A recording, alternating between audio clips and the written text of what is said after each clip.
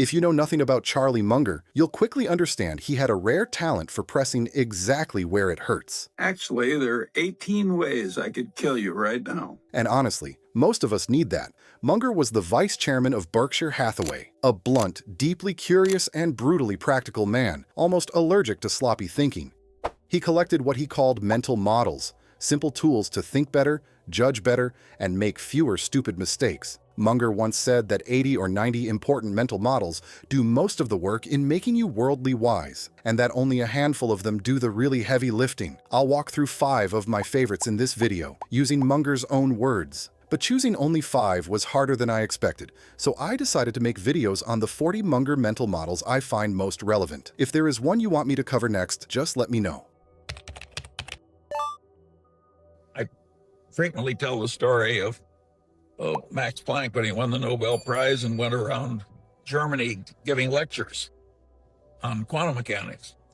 And the chauffeur gradually memorized the lecture, and he said, "Would you mind, Professor Planck, just because it's so boring to stay in our routines, would you mind if I gave the lecture this time and you just sat in front, my chauffeur sat?"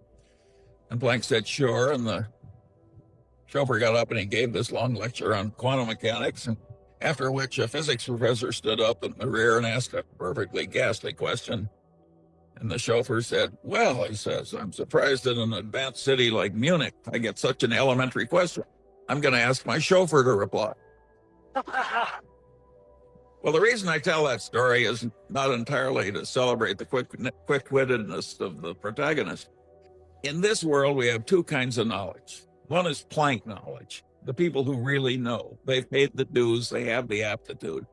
Then we got chauffeur knowledge. They have learned to prattle the talk. And they have a big head of hair, they may have fine timbre in the voice, they make a hell of an impression. But in the end, they've got chauffeur knowledge. Do not be too quick to dismiss chauffeur knowledge as worthless. We all live on layers of borrowed knowledge. When you read a book, listen to an interview, or watch this video, for example, you are receiving secondhand knowledge. I am borrowing Munger's ideas, organizing them, and trying to make them useful for you. That is how knowledge circulates. But there is a tricky part. We need to be careful when we start feeling that we understand something better simply because we know experts understand it. Let me explain. Brown University psychologists Stephen Sloman and Nathaniel Rabb tested a very simple idea. Do we sometimes confuse what we understand with what other people understand? In their experiments, participants read descriptions of new natural phenomena. Sometimes they were told that scientists understood the phenomenon. Other times, they were told that scientists did not understand it yet. But in both cases, they were not given the explanation.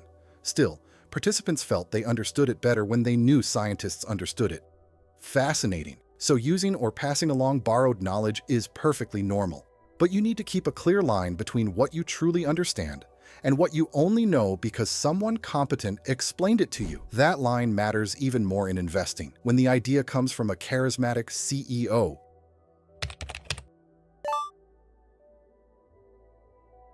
What made these economists love the efficient market theory is the math was so elegant. And after all, math is what they'd learned to do. The man with a hammer, every problem tends to look pretty much like a nail. The alternative truth was a little messy, and they'd forgotten the great economist Keynes, whom I think said, "Better to be roughly right than precisely wrong."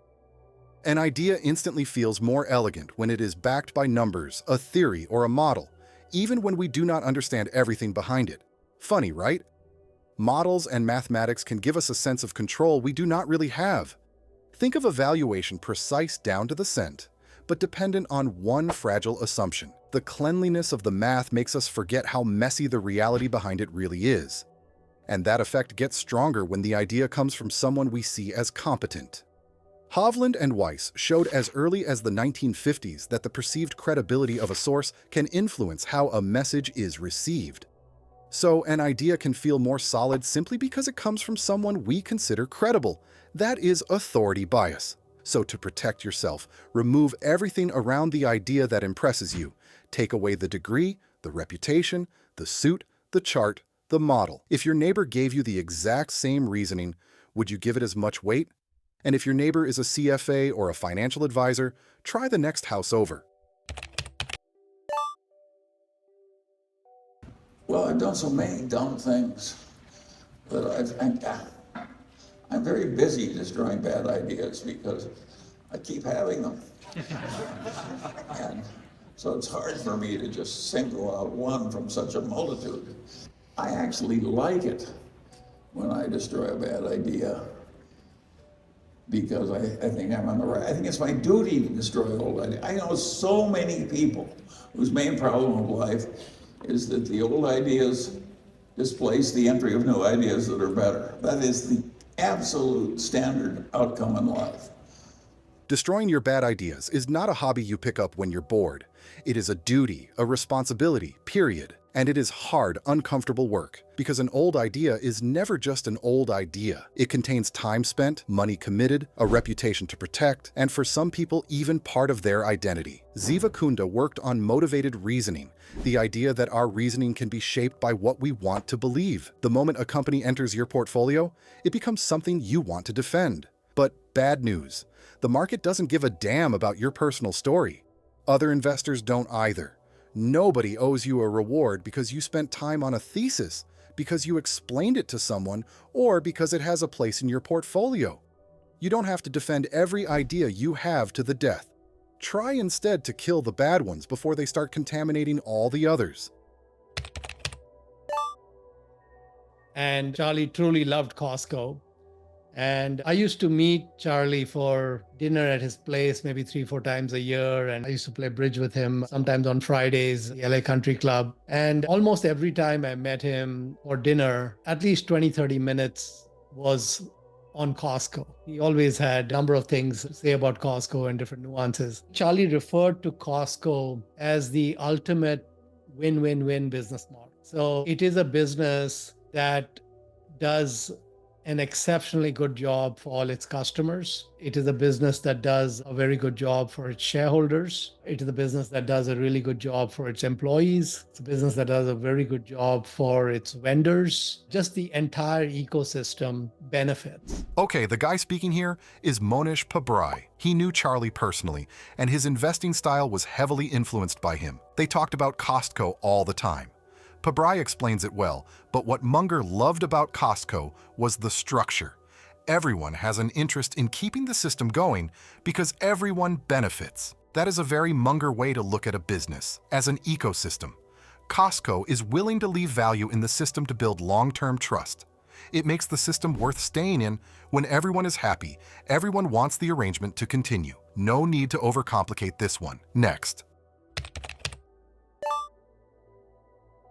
One of my favorite tricks is the inversion process. I'll give you an example. When I was a meteorologist in World War II, they told me how to draw weather maps and predict the weather. But what I was actually doing is clearing pilots to take flights. I just reversed the problem. I inverted. I said, suppose I wanted to kill a lot of pilots. What would be the easy way to do it? And I soon concluded that the only easy way to do it would be to get the planes into icing the planes couldn't handle, or to get the pilot to a place where he'd run out of fuel before he could safely land. So I made up my mind I was going to stay miles away from killing pilots by either icing or getting them into sucked-in conditions when they couldn't land. I think that helped me be a better meteorologist in World War II. I just reversed the problem. Munger's example is grim, but really useful. You first need to look for what could make you fail instead of looking directly for what would make you succeed. What do you absolutely need to avoid? Then you work backward, step by step, until you get to more concrete things that can actually guide what you do. In investing, as in everything else, you have to manage uncertainty, and eliminating catastrophic scenarios is a good way to do that. You cannot start investing by simply saying, "I want to get rich."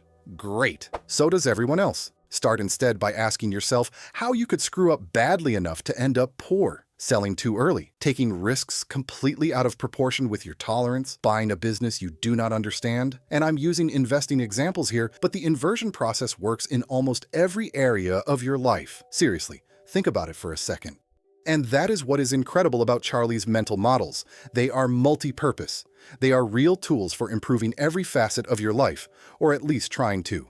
Charlie spent his life trying to get these mental models understood by as many people as possible. The other 35 are on their way. You just have to stick around to discover more of Charlie's mental models. I never had the chance to be his chauffeur, but I hope I passed his ideas along correctly. Make them yours. Thanks for making it this far. Let me know if you liked it. I'll see you next week.